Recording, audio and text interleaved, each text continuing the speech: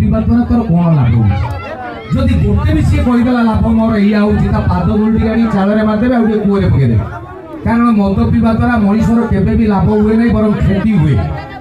ତା ଇଜ୍ଜତ ହରାଏ ମଣିଷ। ଗୋଟେ ଉଦାହରଣ ଦଉଛି, ଗୋଟେ ମଦୁଆ ଥରେ ପ୍ରବଳ ପିଇଛି, ମାନେ ଆଙ୍ଗୁଳି ଗଳିକି ମାପିକି ବଳ ବଳ ହଉଛି କି ନାହିଁ ସେଇ ମାପ।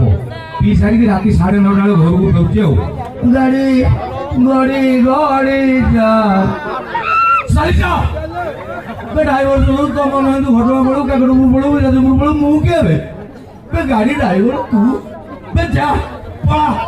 ପଳା କହିଦେଲା, ତା ପାଦରୁ ଚପଲଟା ବାହାରିଗଲା। ଆଉ ମାନେ ମଦଟା ପିଇଛି ପ୍ରବଳ, ଏଇଠି ସେ ଠିଆ ହେଇଛି, ଚପଲ ସେଠି ରାଗିଗଲା। କହିଲା ଭାଇ ଚପଲ ତୁ କଣ ବାହାରିଗଲୁ? ତାପରେ ତୁ ଭାବିଲୁ ମୁଁ ଏଇ ପିନ୍ଧିବି, ଚାନ୍ସ ନାହିଁ। ତୁ ବାଟା କମ୍ପାନୀର ପିଲା, ମୁଁ ମୋ ବାପର ପିଲା। ଶୋଳ ଚପଲ ଭଲରେ କହୁଛି, ପୁରୁଣା ଗୁଣ ବାହାର କରୁନି। ମୁଁ ଏଇଠି ଠିଆ ହେଇଛି, ଆସିକି ପଶ। ରାତି 9:40 କହିଲା, ସକାଳ 7ଟା ଗୁଡ଼ି ଯାଇ ଠିଆ ହେଇଛି। ଚପଲ କାଳେ ଆସି ତା ପାଦରେ ପଛିବ, ଲୋକ ଏକ ଝାଡ଼ା ଚପଟ ଉଠିଲେ ବୁଝିଗଲା ମଦରେ ଠିଆ ହେଇଥିଲା, ନିଶାରେ ପଳେଇଲା। ଇଏ ହଉଛି ମଦ। ଆଉ ଗୋଟେ 30-40 ବର୍ଷ ତଳେ ମନେ ପକେଇବେ, ପୁଅ ପିଲାଙ୍କର ପେଣ୍ଟରେ ଏଇ ଜାଗାରେ ଚେନ୍ ଲାଗୁନଥିଲା, ମନେ ଅଛି ତ? ବୋଟ ମନେ କେ ସେତେବେଳେ ସେ ସମୟରେ ଗୋଟେ ମଦୁଆ, ଇଏ ତ କହିବି ଆଙ୍ଗୁଳି ଗଳି କଳ କଳ, ତାର ତାଳୁକୁ ଉଠି ଯାଇଛି ମାଲ। ରାତି 11:30 ବେଳକୁ ଘରକୁ ଫେରୁଛି। ଆଉ ରାଜରାସ୍ତା ଉପରେ ଯାଉଛି, ଏଇଠି କାନ୍ଥ ଅଛି, ପିଟି ହେଇଗଲା ପୁଣି ତାଙ୍କ ବାପ ରାସ୍ତା ଯେମିତି ଏଇମିତି ଯିବେ ରାସ୍ତାରେ, ଯୋଉଥିପାଇଁ 16 ଚକିଆ ଚଢେ ସେଗୁଡାକୁ ଏମିତି ଆସୁଛି। ରାତି 11:30 ଖଣ୍ଡେ ବାଜିବ, ପ୍ରବଳ ପିଚ୍, ବୋଟ ମନଗା ପ୍ୟାଣ୍ଟ ସାର୍ଟ। ହଠାତ୍ ତାକୁ ପରିସ୍ରା ଲାଗିଲା, ମୁତିବ। ଆଚ୍ଛା, ରାଣ ପକେଇ ଭାଇ ମାନେ ସତ କଥା କହିବେ, ଯୋଉଗୁଡା ମଦ ପିଓର ପିଅନ୍ତି ପୁରା ଘନ ଘନ ପରିସ୍ରା ଲାଗେ। ହଁ ନା ନା? ହଁ ନା ନା?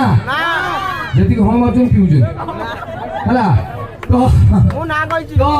ୟାକୁ ଗୋଟେ ଜାଗାରେ ପରିସ୍ରା ଲାଗିଲା, କହିଲା ମୁତି ଦବା। ଆଉ କୋଇ ବୋଟ ମନଗା ପ୍ୟାଣ୍ଟ ବହୁତ ପିଇଛି,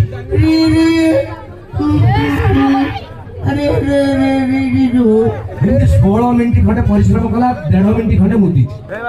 ସରିଗଲା ପରେ ପୁଣି ବୋଟ ମୁଦିଆ କାର୍ଯ୍ୟକ୍ରମ ଦେଇଛି। ଯେତେବେଳେ ଶଳା ଟିକେ ଏତେ ନିଶା ଜାଣିପାରି ନାହିଁ, ସାର୍ଟ ବୋଟ ମୁଦି ପେଣ୍ଟରେ ଦେଇଛି। ତାପରେ ଯେତେବେଳେ ସିଧା ଠିଆ ହେଇକି ହେଇନାହିଁ, ଏଇଟା ଟାଣି ଧରିଛି, ସେ ଆଉ ଏଠିକା ପ୍ରୋବ୍ଲେମ ଭାବିଲାନି। ସେ ଭାବିଲା ଅଣ୍ଟା ଲାଗିଗଲା। ଆଉ ସେ ହଠାତ୍ ଏମିତି ଦେଲା,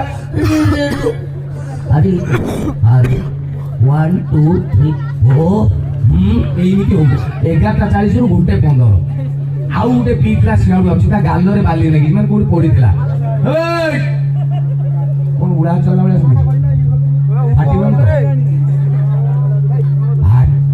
ଏବେ ଇଏ କହିଲା, ନା ରେ ଭାଇ ପଇସା ପତ୍ର ପଡୁନାହିଁ, ମୋ ଅଣ୍ଟାଟା କଣ ଟିକେ ଲାଗିଗଲା, ଦେଖିଲୁ ଟିକେ ଦେଖିଲୁ ଭାଇ କଣ ହେଇଛି। ଆର ମଧୁଆ କଥା, ମୁଁ କଣ ଡାକ୍ତର ଦେଖିବି, ମୁଁ ପୁରା ଆଉ ମଧୁଆ ଶୁଣ, ମୁଁ ପାରିବି ନାହିଁ।